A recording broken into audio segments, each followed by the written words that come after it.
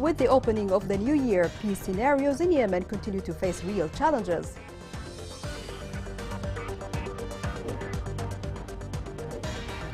Long-delayed salvage of Safar oil tanker could cause humanitarian disaster.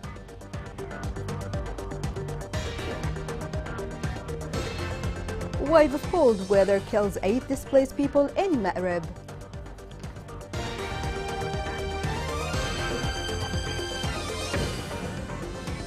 Good evening. Welcome to Yemen Today TV. I'm Abir Ali and you're watching the English news. The year 2023 seems to hold real challenges before ending the war in Yemen and reaching a comprehensive settlement. This confirmed by the position of the Houthis, who are raising the strike at deal with Saudis, including the government and all other political factions. This report has more.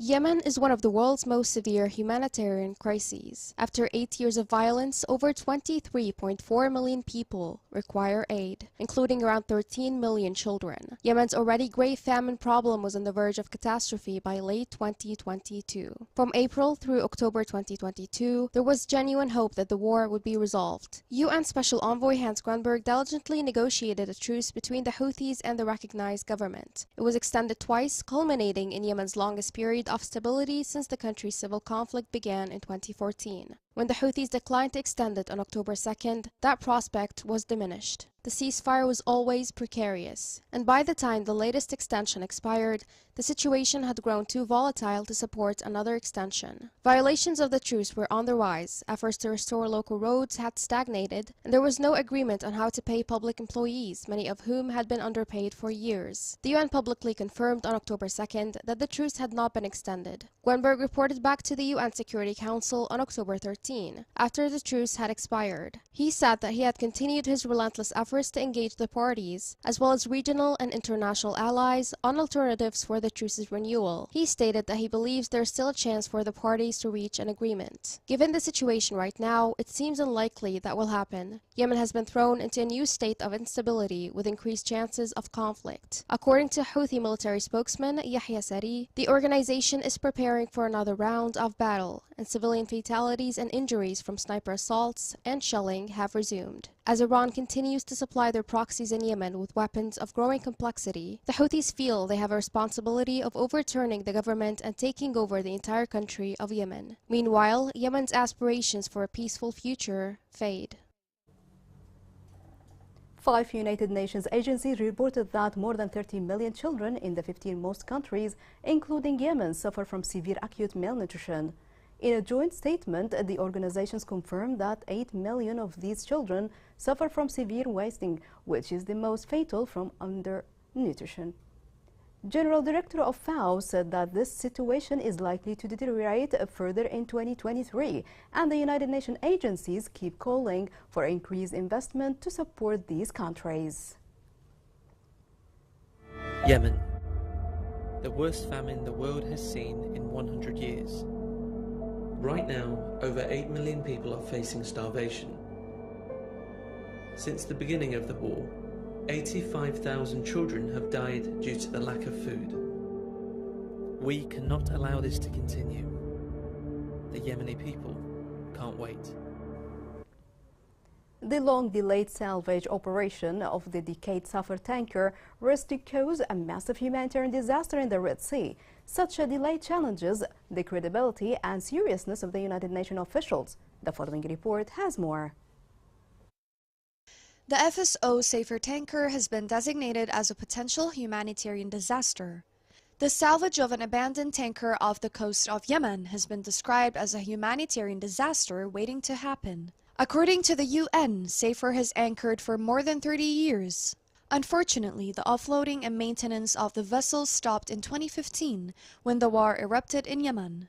Greenpeace International Project lead said that the UNDP and the UN body in charge of Safar salvage operations is causing delays through their internal government, potentially adding massive costs, jeopardizing an agreement reached after years of negotiations, and putting people in Yemen and the Red Sea at risk. For so long now, there has been a warning for the imminent danger presented by Safar. The solution for this problem is quite clear, which is technology and experts, and both are ready and available. Yet, no action has been taken so far to solve this issue. According to the UN Resident and Humanitarian Coordinator for Yemen's Senior Communications Advisor, the UNDP has been working with other UN specialized agencies and partners to urgently implement the UN coordinated plan to prevent a massive oil spill from the FSO Safer off of Yemen's Red Sea coast. He added that the salvage operation can only begin once a suitable vessel is in place to receive the oil from the FSO Safer. In addition, he revealed that the main obstacle for starting the operation is the limited availability of suitable vessels to store the oil. Also, the price in the global market for these vessels has sharply increased as a result of the war in Ukraine. Last September, David Gressley, UN Resident and Humanitarian Coordinator for Yemen, stated that more than $75 million has been pledged and that the long-delayed salvage operations can now begin. According to the UN, the plan is to transfer oil to a secure vessel as a permanent storage solution. If the operations do not start as soon as possible, Safer oil tanker will cause so many environmental and humanitarian risks. Yet the United Nations and UNDP are not doing anything so far to deal with this catastrophic problem. The responsible for the Yemeni file at the International Crisis Group affirmed that the Houthis' adherence to direct talks to Saudi Arabia. In her interview with the weekly program, The Third Dimension, Vina Ali Khan indicated that the Houthis' adherence to the talks stems from their conviction that they have succeeded in including all other political parties who are supposed to be part of any political settlement. The Yemeni Coalition for Monitoring Human Rights Violations confirmed that the Houthi militia has established 83 centers for child recruitment. The coalition accused the Houthi militia of being the most violating in recruiting children in Yemen, with a rate of 97.46%. The executive director of the coalition said that the year 2022 was no different from the previous years with regarding to child recruitment. Armed clashes erupted between members of the Houthi militia and the displaced people of Al Jawf Governorate. Displaced people confirmed that the Houthi gunmen raided Al Habil camp by pourers of arms. The armed Houthi militia raided the camp under the justification of searching for wanted persons, but the situation blew up, which led to an exchange of fire. Displaced people continue to suffer, especially during the winter time. 8 people were killed due to the heavy weather conditions that hit Marib province. This report gives more details. The displaced are constantly suffering from fire outbreaks, torrential rains, and the lack of food and water. More than 75,000 families inside Al Jufaina camp are exposed to intestinal diseases, fevers, and other infectious diseases as a result of severe cold waves. The unforgiving weather has caused the deaths of 8 people, including children, in Al Wadi district east of the city, according to reports received by the executive unit in Ma'rib. تلقت الوحدة التنفيذية بلاغات من قبل إدارة المخيمات. The executive unit has received reports of 7 children dying in Mashair camp in Wadi district, Ma'rib. The cold weather was cited as the primary reason, but we await specialized reports to confirm the cause. These are not unprecedented cases. Over the past years, many children and elderly people have fallen victim to the cold, and their conditions were exacerbated by the weather. In the heart of the camp is the field hospital, which faces a heavy turnout of displaced people. The winter season is the hospital's busiest, with an influx of people contracting illnesses as a result of the often severe and deadly cold waves. The hospital receives more than 200 cases, most of whom are children and the elderly. The limited capabilities of medical personnel and treatment supplies are not sufficient to cover the needs of the camp. However, this health facility remains a destination for the hopes of many displaced people in Al Jufaina, as its services are free. نستقبل يوميا من 200 إلى 250 مريض معظمهم من النساء والأطفال. We receive 200 to 250 patients daily, most of whom are children and women. At this site, we have 3 operating bodies, which are external clinics, intensive care units, and laboratories. We suffer from a shortage of equipment and facilities, including X-rays. We also need a surgical wing to perform cesareans and other vital operations. Diseases spread more widely among the camps for the displaced, which lack health safety standards and face a scarcity of medical facilities and relief interventions. The health situation worsens inside the camp, causing the deaths of many children every year. About 250 cases inside the camp appeal to the concerned authorities and humanitarian organizations to quickly intervene and rescue the children.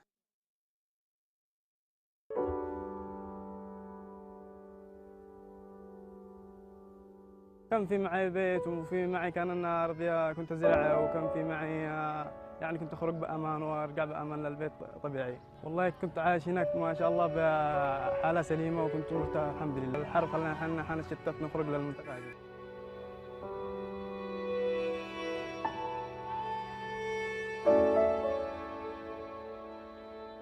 بسبب أولاً لما انتقلت من هناك لهنا أولاً حطينا المشاكل هذه ونحن من المنطقة الوسطى. كان هنا في عدو هنا في عدو ونحن من المنطقة الوسطى. لازم أن أخرج هذه وأخرج نفسي بسلامة من هذا المكان. والله أول ما وصلت لهنا أولاً جلست يعني قلت لي عيدة وقلت لي كان في معي الطربل صغير عملت الطربل هذا. أولاً كنت ما فيش معي أي حاجة تظلل تحتي.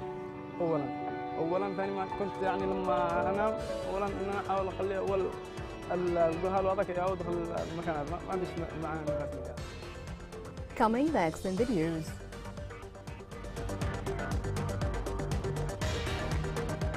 War and corruption have cast a shadow on the national football team during Gulf Cup 25 in Iraq.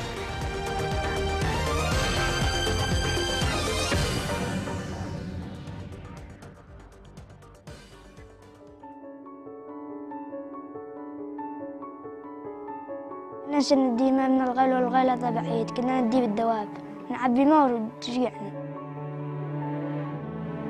ننزل الساعة 5 رجعنا الساعة 9. ما يجي لنا ظهر لأنه زحمة ما حد يخلي الجهل يغرق وإحنا تعبنا زيادة.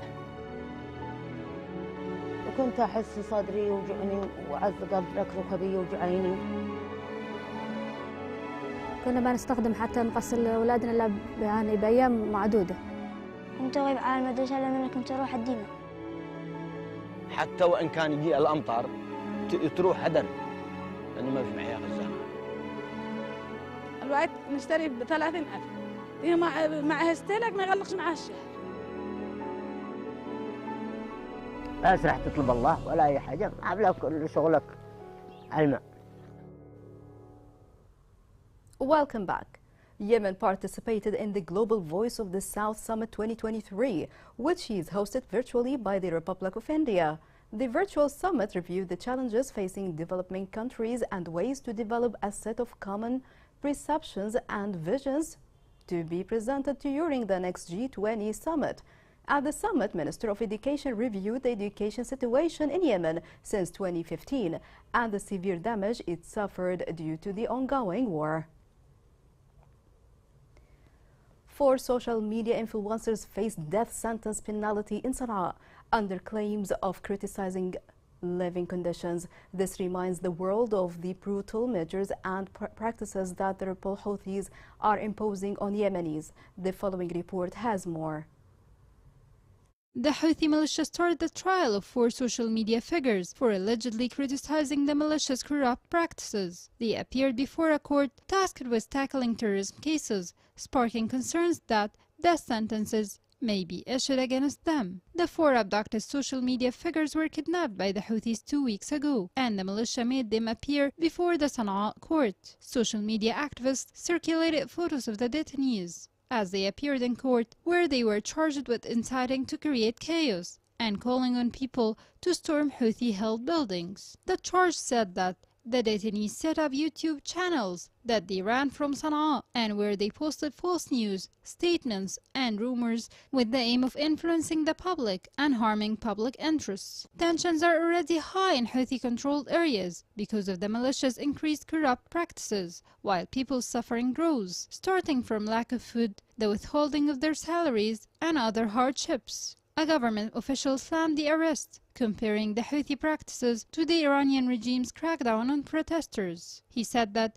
the detainees were arrested for criticizing the corruption of the Houthis and the dire state of affairs in regions under their control. He described their trial as a shame, saying it was an extension of the Houthi oppression against the media and journalists since they launched their coup in 2014. He added that the sentences that have been laid down against journalists are aimed at intimidating them, muzzling the press, and barring them from reporting the facts and Houthi crimes against the people. The security services in Al-Mahra managed to seize a drug smuggling gang. An official security source said that the devices caught a smuggling gang consisting of 5 people, including a woman, with an Arab and Ethiopian nationalities. The source said that the security services stopped the gang members' car at this checkpoint after suspecting them.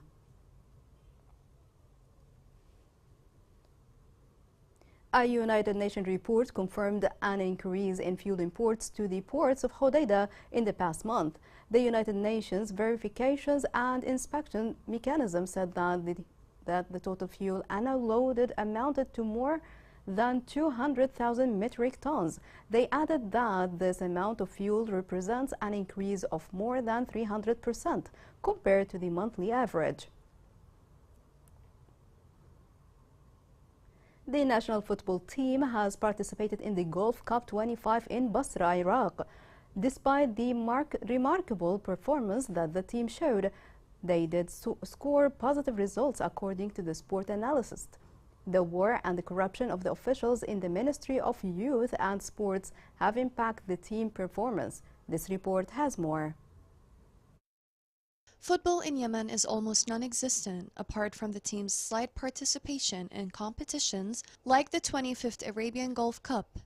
Unfortunately, the Yemeni national team bid farewell to Gulf 25 Cup, which took place in Iraq. Despite the Yemeni national team's loss, people and analysts praised the performance of the players. The Yemeni national team has barely any tools for preparation, and the players almost have no experience. This was proved when a heartbreaking moment for 2 Yemeni players received widespread empathy when they were exchanging sports gear while substituting one another. Sports in Yemen has been experiencing tragic conditions since the beginning of the war in 2015. Yemeni football, especially in the past 2 decades, raised the slogan, "Looking forward to the future," which was inspired by the success of the famous youth team that was called the National Team of Hope. The situation in Yemen makes it really difficult for anyone to do anything. The country has been suffering for 8 years now. People there have barely any food to survive. According to the UN, the situation in Yemen is described as the world's worst humanitarian crisis. For 6 years now, the Houthi rebels refuse to pay civil servants their salaries. Also, football players have little to almost no income, and they end up taking secondary jobs. The Yemeni football player Nasser Mohammed talked about the team's situation, and he also apologized to the people of Yemen for their loss against Iraq. We want to apologize for all Yemenis. We didn't expect this loss, but this is the reality in Yemen. Everyone is sympathizing with us, but the government in our country is not doing anything for us. We tried to make everyone happy, but unfortunately this didn't work out, and hopefully we become better in the future. The war in Yemen has robbed everyone of their right to pursue their dreams and have a proper life. People can barely afford basic life necessities. They have no food, no water, no money, and even no proper medical services. Here is a reminder of the main headlines. With the opening of the new year, peace scenarios in Yemen continue to face real challenges. Long-delayed salvage of Safar oil tanker could cause humanitarian disaster.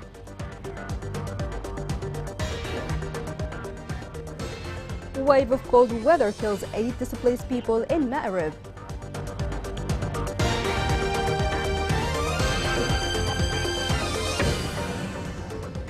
This is the end of the news. It was Abir Ali, and thank you for watching.